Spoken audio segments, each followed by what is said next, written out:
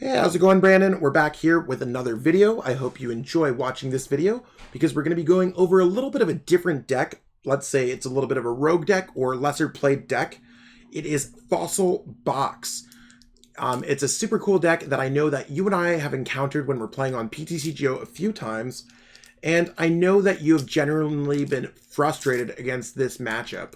So in the next video, I'm going to be showing you exactly how your exact Pikachu Zekrom-GX deck plays against Fossil Box in general, so you can learn a little bit more about how to play that matchup. In this video, I'm going to show you exactly what's in a common Fossil Box deck, what to expect, and give you some tips on how to beat the matchup with your Pikachu and Zekrom-GX deck.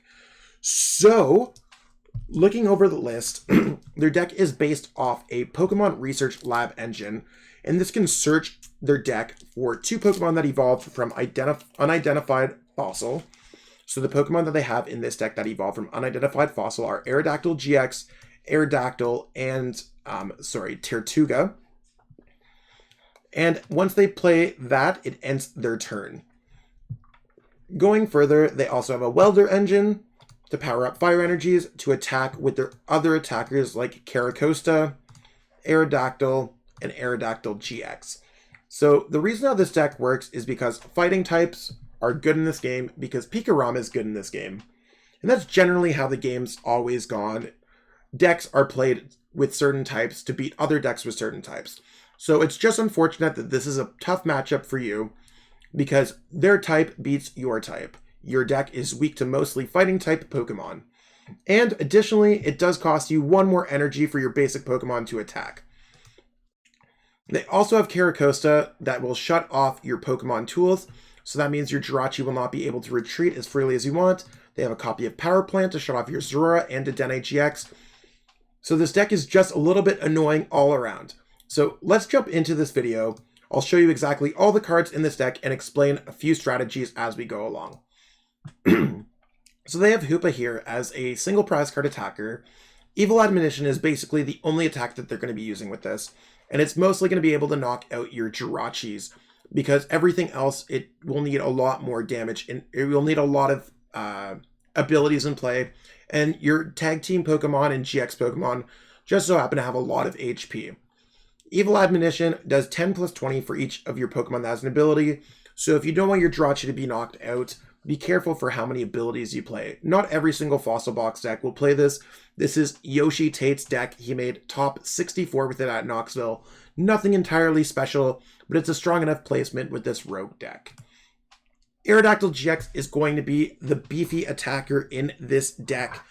They can use Wild Dive GX if you have 3 or more energies attached to a Pikachu Zekrom, or onto a Raichu and a Lone Raichu, or a Zorua GX.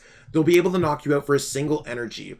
Boulder Crest for fighting and 2 fire energies. If they power that up quickly with a Welder, they can knock out a Pikachu Zekrom in one hit. And additionally, they can use Martial Arts Dojo to knock out a Pikachu, or to knock out a Raichu and a Lone Raichu. You will need extra energy to knock this Pokemon out, so do keep that in mind. I know that has been one of your biggest frustrations when you're playing against this deck. My apologies for that cough there. Aerodactyl-GX gives them an option to swing for 180 damage if they don't have any GX Pokemon on their bench. So if they don't have an Aerodactyl-GX on their bench, they could swing for 180 in a pinch. They could even use Custom Catcher to bring up one of your Dedenne-GX. Jirachi, same card as you. They're just using this to grab out some of their cards, mostly because they want to start with Pokemon Research Lab. The really weird thing about this deck, even though it plays 15 Pokemon in the deck, they only play 5 basic Pokemon, 1 Hoopa, and 4 Jirachis, so their deck might mulligan a whole bunch. So be prepared to draw some extra cards. Your starts might be a little better. Tirtuga doesn't really do too much at all, but Caracosta is great at shutting off Pokemon tool cards, and it can do some damage with Aqua Impact. Now, this is not really going to be the main attacker. Against your deck, they're just going to try to throw Aerodactyl-GX at you because most of your Pokemon are weak to fighting type. And you do need extra energies, so if you happen to use your Tapu Koko Prism Star early, or if they custom catcher up one of your Pokemon, or if they slow you down with Power Plant, they can quickly just knock out a lot of your Pokemon with a single Aerodactyl-GX.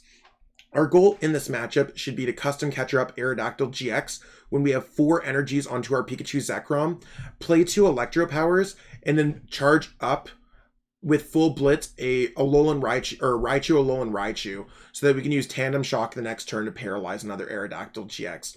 They'll usually only be able to get out 2 Aerodactyl-GX because Pokemon Research Lab does end their turn, and this deck only plays 2 copies of Unidentified Fossil.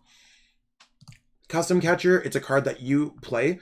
They could bring up your Pokemon in a pinch, so do be careful of that. Reset stamp them when they have a lot of cards in their hands. But, you know, sometimes you can't control what your opponent has in your hand. They typically have a larger hand size with this deck, and they're not going to be drawing too many cards with Custom Catcher. Energy Spinner is just a way for them to grab energies off a Jirachi, so they can either attach a Fighting Energy, grab some Fire Energies for a Welder.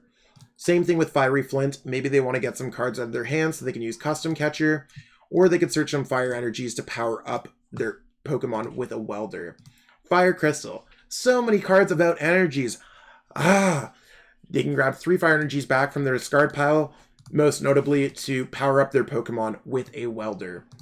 Pokecom just seems like a simple card so that they can grab things like Caracosta, or that if they have an unidentified fossil down, that they could get the Pokemon that they want to evolve into, whether it's Aerodactyl, Aerodactyl-GX, or I guess Aerodactyl-GX, Aerodactyl, or Tortuga. And maybe they'll need a Jirachi, or maybe they'll need a Hoopa. It really is what it is. One copy doesn't do too much. This deck can be incredibly inconsistent at times. They got a couple copies of Reset Stamp just to kind of throw your hand into the blender. If you have a large hand, or if you've drawn a few prize cards, expect them to Reset Stamp you. You can always put a Jirachi with an Escape Board on it. And even though Escape Board would be really cool to use, they do have Ancient Custom, so if they do get that out, you would not be able to free retreat it. Still, Jirachi might be able to help you to get away from a Reset Stamp if they give you a bad hand. Stadium Nav gives them an extra chance off Jirachi to try to get out a Pokemon Research Lab. They also have Martial Arts Dojo, which can do a little bit of extra damage. And they have Power Plants that can shut off your Dedenne-GX and your Zeraora-GX. Moving on, Switch, just 1 copy. Again, I don't know why they play only 1 copy, because Tortuga has like 3 retreat costs. Hoopa has 2 retreat costs. Jirachi has 1 retreat cost. Even this Aerodactyl has 1 retreat cost. I'd like to see a couple more Switch, or maybe cutting the Escape Rope to 1. I'm not entirely sure, but Aerodactyl-GX does have free retreat in this deck. Like I said, Unified Minds is just to evolve into an Aerodactyl-GX, Aerodactyl, or Tortuga if they're not able to get out Pokemon Research Lab, or to mid-game when they're trying to get out a second copy of Aerodactyl-GX, or their Aerodactyl, or their Tortuga. We've already gone over Martial Arts Dojo. It's a damage modifier for their deck, so they can do more damage. Do keep in mind that they do play 2 copies of this card. There's Pokemon Research Lab. They're probably only going to use this during the first or second turn of the game, because it does end their turn after they search their deck for those Pokemon. Gone over Power Plant. Bill's Analysis does give them a chance to grab any of these cards that they want to grab.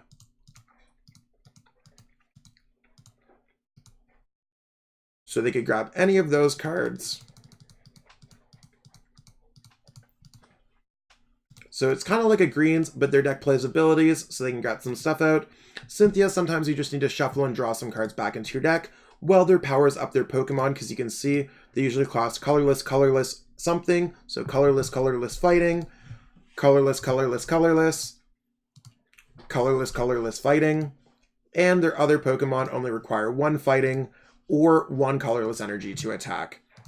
Got a couple of skateboards. These are mainly for Jirachi. Even though Ancient Custom will shut off your Pokemon Tool cards, it does not shut off their Pokemon Tool cards. So if you want, you could stick a Lysander Labs against your opponent so they can't retreat their Jirachi. They only play 1 copy of Switch, which is really low, and they might not have another Stadium in play to bump your copy of Lysander Labs.